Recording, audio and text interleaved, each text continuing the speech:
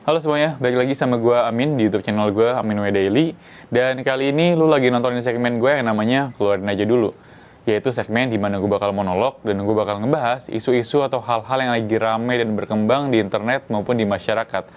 Hal ini merupakan opini gue pribadi, pendapat gue pribadi, hal-hal yang gue rasakan pengen gue keluarin aja dulu. Dan untuk episode kali ini gue pengen ngebahas tentang banyaknya keracunan yang terjadi karena program MBG. Ini cukup ironi karena MBG diniatkan buat ngasih gizi tambahan kepada mereka-mereka yang membutuhkan, termasuk anak-anak, balita, ibu hamil, dan lain-lain yang butuh gizi yang cukup buat menunjang pertumbuhannya. Yang mana malah jadinya banyak banget yang keracunan di mana-mana. Gue setiap ngeliat IG, setiap ngeliat TikTok, entah ada aja di sekolah mana atau di daerah mana ada aja yang keracunan. Gue sih ngelihatnya kayak awal-awal gue sih program yang baru dibuat, yang baru dibikin sih gue ngerasanya pasti banyak banget salahnya, banyak banget terjadi kesalahan, terjadi miss. Tapi gue rasa MBG ini kayak lagi banyak banget missnya, lagi banyak salahnya nih akhir-akhir ini. Makanya setelah gue baca kasus keracunan itu ada 9.000 orang. Dari bulan Januari sampai September 2025 ada sekitar 9.200-an something. Yang mana banyak banget itu guys. Yang mana yang keracunan ini adalah ya anak-anak kecil gitu, anak-anak SMP, anak-anak SD. Yang mana kita pengen ngasih gizi yang bagus ke mereka, kita ngasih makanan yang bergizi ke mereka, biar mereka tumbuh dengan baik, biar mereka jadi generasi emas kemudian. Tapi malah akhirnya keracunan. Gue sih belum melihat, atau mungkin ada ya kali ya yang sampai meninggal, tapi gue sejauh ini belum melihat apakah ada korban yang sampai meninggal. Tapi buat 9.000 korban keracunan itu menurut gue udah parah banget sih. Gue nggak expect kesalahannya atau tingkat keracunan itu bakal separah ini. Gue sih mikirnya kemungkinan mungkin ada karena kesalahan bahan baku, kesalahan prosedur, terus mungkin nggak higienis makanannya. Gue ngerasa sih pasti ada sih kasus di beberapa daerah yang keracunan gitu. Tapi gue nggak expect sampai 9.000 orang juga selama 9 bulan. Ini gue rasa ini perlu jadi pertimbangan khusus buat para Pak Prabowo dan tim. Kayaknya kalau ini mau dilanjutin sampai tahun depan, yang mana tahun depan anggaran buat MBG ini dianggarkan sebesar 400 triliun kalau nggak salah, yang mana sekitar 300% lebih banyak daripada tahun ini. Gue nggak kebayang kalau misalkan programnya masih berjalan dengan keadaan kayak gini, dengan SOP yang seperti ini yang amburadul dengan 9.000 korban keracunan akan dibawa 300%-nya di 2026. Ini sih namanya bukan makanan bergizi gratis, ini namanya menggenosida. Gue kalau buka Instagram atau gue lagi buka TikTok kadang ngeliat gue ngeliat ada banyak banget jokesnya mengenai MBG ini kan, gimana caranya orang menurunkan populasi dengan dengan nampan stainless dan makanan. Anjing gue bilang. Kocak banget manusia. Tapi gue ini sih perlu dibahas banget ya, karena dengan 9 bulan yang sudah berjalan aja udah banyak banget kekacauan. Gue sih berharapnya Pak Prabowo dan tim nggak cepet-cepet, nggak sangat-sangat, maksud gue tuh nggak terlalu terobsesi biar gue nggak mau tahu ini harus jalan 2026 dengan angka sekian. Padahal ke belakangnya kalau kita lihat beradul. Gue beberapa kali ngeliat klip-klip bahwa kemarin sih gue ngeliat jadi kayak ada nampan buat makan bergizi gratis yang di stainless. Ada yang bilang terdapat minyak babi. Terus akhirnya sama kalau nggak salah MUI atau yang bikin sertifikasi halal, siapa sih namanya, apa sih nama lembaganya, gue juga kurang tahu. Dia bilang enggak, ini nggak apa-apa, minyak babinya karena gini. Oke. Terus kemarin gue cek lagi lewat di klip bahwa nyucinya ternyata ngaco, nggak bersih, akhirnya yang mungkin menyebabkan jadi banyak korban keracunan. Yang mana polemiknya banyak banget. Terus kemarin gue pernah ngeliat juga siswa yang dapat MBG nggak boleh komplain, nggak boleh ngadu, nggak boleh divideoin dan segala macem. Maksud gue, masa lu dapat makan, dapat apa, lu nggak boleh komplain kalau kenapa-napa. Misalkan ternyata makanannya di dalamnya ada uletnya, kayak kemarin kan pernah ada tuh, ada uletnya atau udah basi, terus divideoin, dimarahin kan.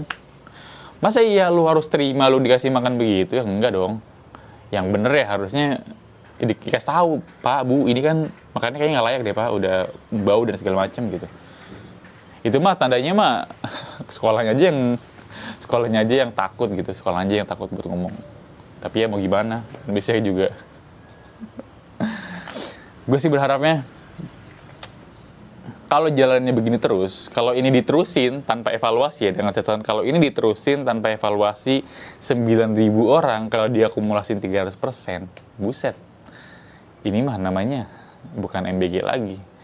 Yang mana angan-angan kita pengen dapet generasi emas di tahun 2045 dan seterusnya, kayaknya mah nggak bakal bisa kalau programnya masih kayak gini. Gua mendukung program MBG ini kalau terlepas dari prosesnya ya. Gua mendukung program yang mana kita memberikan gizi tambahan kepada anak, ibu hamil, balita dan segala macam. Tapi gua nggak kurang cocok sama caranya aja. Kayak nggak kemarin sih, beberapa bulan lalu kalau nggak salah awal tahun, Pak Ahok pernah bilang kalau MBG dibikin dapur di mana-mana, terus punya satgas khusus dan segala macam, kan anggarannya gede banget. Pak Ahok waktu itu pernah punya solusi bahwa kasih aja uangnya ke ibunya, semacam kayak KJP zaman dulu kita kali ya. Dikasih uangnya kepada orang tua, terus ntar orang tuanya nyiapin makanan, dan itu bisa dimakan buat anaknya dan orang tua dan sekeluarga. Yang mana nanti kalau udah sampai sekolah, dicek nih, jadi misalkan semua orang bawa bekal nih, gue bawa bekal, teman gue bawa bekal, misalkan udah diajarin sama gurunya atau ada ahli gizi yang datang, oke ibu nanti masaknya setiap hari yang dibutuhkan adalah karbohidratnya sekian, terus misalkan karbohidratnya bisa dari apa aja, dapat dari nasi merah, ubi, singkong, segala macam, kentang gitu kan. Terus misalkan ada protein nabatinya, entah dari tempe, dari tahu, dari kacang, ntar ada proteinnya segala macam. Nanti sampai sekolah bekalnya dibuka, oh iya ini punya Mas Yoga checklist, ini punya Mas Andi checklist, udah sesuai dengan takaran gizinya, baru makan bareng. Jadi kayaknya kalau begitu nggak ada lembaga-lembaga lagi, nggak ada badan-badan lagi yang dibikin terus buat ngurusin cuma MBG doang. Jadi kan lebih seamless, lebih efisien. Jadi langsung di orang tua, mungkin ya orang tuanya yang repot masak ya. Tapi kan orang tua juga seneng dikasih duit buat masak. Kayak emak gue juga, istri gue juga seneng kalau dikasih bahan-bahan masakan nih, kan mereka enak masak gitu. Paling sih orang tuanya yang jadi ada tambahan kerjaan, tapi ya udah, jadi masalahnya beres gitu. Paling cuma setiap hari ke sekolah lapor makanannya apa, di checklist, disesuaikan, terus juga paling ditransferin duitnya, kan kayaknya beres deh, lebih seamless deh. Kalau di setiap daerah dibikin satgas-satgas khusus, dibikin dapur-dapur umum segala macem, kayaknya anggarannya gede banget. Ataupun bisa di sekolah-sekolah, mungkin kalau misalkan di rumah ibunya orang tuanya repot, program ini bisa dibikin di sekolah, jadi semacam kantin sekolah, tapi ada makan gratisnya gitu, kayak prasmanan. Tapi yang mana sekolah juga perlu tenaga ekstra, atau perlu ngebangun dapur, perlu rekrut orang lagi, tambahan orang lagi dan segala macam. Tapi kayaknya bakal lebih aman di sekolah karena jalur distribusinya lebih sedikit kan, lu nggak mencar-mencar kemana-mana gitu. Kalau lu dapurnya misalkan, kalau di Jakarta harusnya aman ya, kalau di Jakarta kan kemana-mana aksesnya nggak begitu susah, dan lingkupnya juga ya paling segitu-gitu aja gitu. Takutnya kalau yang di luar Jawa yang mungkin aksesnya sulit, entah dapurnya di mana, sekolahnya di mana, perjalanan misalkan bisa 3-4 jam, kan kejauhan ya. Atau mungkin nanti makanannya dari sana udah fresh, sampai di sekolah udah nggak fresh. Atau bikinnya dari malam, perjalanan karena dingin, kontaminasi, terus ditaruh di truk-truk atau di mobil-mobil yang nggak steril, kena debu, kena polusi, akhirnya sampai sekolah nggak fresh lagi. Jadi menurut gue bisa jadi alternatif kalau programnya Yang pertama dimasak di rumah, duitnya dikasih orang tua, yang kedua ditaruh di sekolah. Tapi kalau semakin dikit jalur distribusinya, gue rasa sih yang pengen menjalankan proyeknya sedikit. Karena kalau jalur distribusinya banyak, yang dapat cuan juga banyak kan.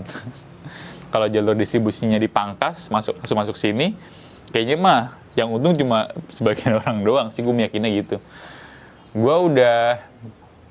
Kita semua lah ya, kita juga udah tutup mata lah ya, ketika ada program-program apapun, gue rasa memang pasti ada sih sampingan-sampingannya, atau entah rekanan politik, teman politik, atau ibaratnya namanya apa ya,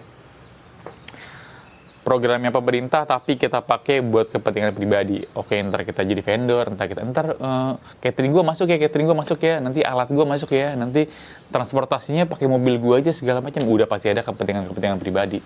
Kalau itu di-cut kayaknya mah bakal banyak yang sebel atau banyak yang nggak kebagian. Jadi nggak dipakai solusinya. Tapi sih menurut gue itu salah satu solusi yang cukup efisien buat dipakai ya. Dan sangat perlu buat dianalisa lagi, sangat perlu buat dikaji lagi. Diberhentiin dulu nggak apa-apa, istirahat dulu nggak apa-apa. Kita audit semuanya, kita coba kalkulasi semuanya, kita benahin semuanya. Lanjut lagi mungkin di awal Januari ya, kita punya anggaplah spare 3 bulan nih buat full audit, buat kasih SOP yang bener, buat bangun dapur yang proper, yang higienis segala macem. Awal Januari nggak usah ngoyo-ngoyo banget, nggak usah pengen yang langsung gede, pelan-pelan dulu. Gue sih berharap nol ya, gue sih berharap sampai nggak ada sama sekali keracunan, nggak ada lagi masyarakat yang kena dampak negatif dari programnya, karena ini programnya bagus menurut gue, karena programnya memenuhi gizi. Gue berharap ini jadi program yang bagus, tapi kalau eksekusinya buruk kayak gini ya nggak jadi program yang bagus juga. Gue pengennya nanti dievaluasi 2026 jalan pelan-pelan, nggak usah ngoyo-ngoyo, fokus sama kualitasnya, diperbaiki terus. Gue pengen sih program ini nanti jalannya lama. Maksud gue bisa jadi program yang bagus dan lama dan berkelanjutan gitu. Makanannya pun perlu dijaga, janganlah yang ultra processed food, janganlah nugget, sosis, tepung-tepungan, gula tinggi, garam tinggi. Gua ngerti sih budgetan 6.000, tapi kan 6.000 juga bisa dibikin lebih bergizi gitu makanannya. Kayaknya perlu dipertimbangin juga nih isi dalamnya gitu. Sayur, karbohidrat, protein, serat, susu sih kalau bisa, tapi kalau 6.000 kayaknya nggak dapat susu sih. Seenggaknya sayurnya ada, protein hewaninya ada, karbohidratnya ada. Itu udah cukup banget menurut gua. 6.000 kalau pemerintah punya dapat vendor yang oke, karena ini partai besar ya. Harusnya sih 6.000 sih bisa jadi budget yang oke. Kalau kita bandingin sama warteg kan nggak apple to apple, karena kan warteg kita belinya satu, kita dapat harganya harga satuan. Mungkin kalau kita belinya banyak, 6.000 tuh bisa dapat yang lebih mewah lah. 6.000 tuh kalau warteg anggaplah kayak 10.000 atau 12.000 gitu kalau misalnya beli di warteg, karena kan kita belinya banyak ya. Harusnya pemerintah bisa nego juga. Gue sih pengen programnya berlanjut, gue pengen ini dianalisa penuh. Istirahat dulu boleh, jangan terlalu ngoyo. Ini sudah bukan lagi masalah sepele, 9.000 orang yang keracunan. Mungkin sampai segini aja video dari gue, sampai berjumpa di video gue berikutnya. Thank you and goodbye.